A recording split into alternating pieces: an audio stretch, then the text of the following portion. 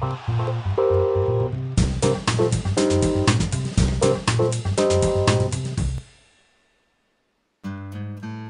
à tous!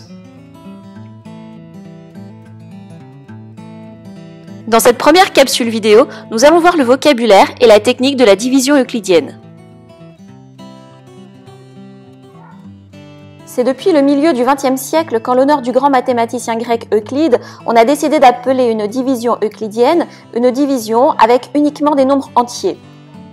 Euclide a vécu au IIIe siècle avant Jésus-Christ, il a surtout été célèbre pour ses travaux en géométrie.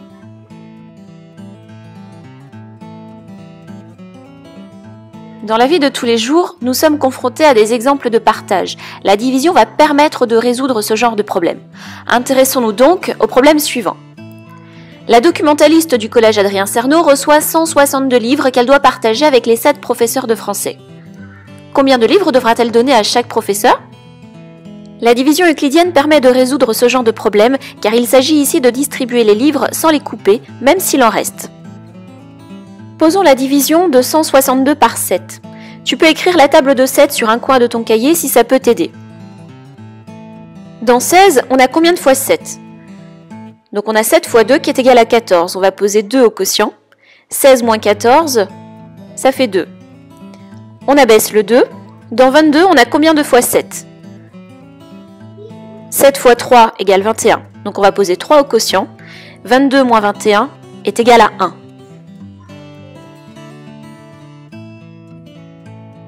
Passons maintenant au vocabulaire. On dit que 162 est le dividende, 7 est le diviseur, 23 est le quotient et 1 est le reste.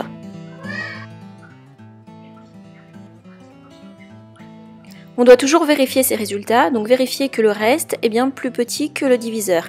Ici c'est le cas, donc 1 est plus petit que 7. De plus, on doit vérifier que 7 multiplié par 23 plus 1 est bien égal à 162. Donc la documentaliste va donner 23 livres à chaque professeur de français et il va en rester un.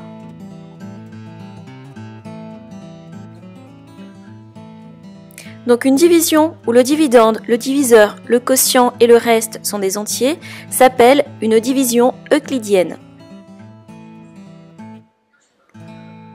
Avec le dividende qui est égal au diviseur fois le quotient plus reste, et le reste bien sûr qui est plus petit que le diviseur.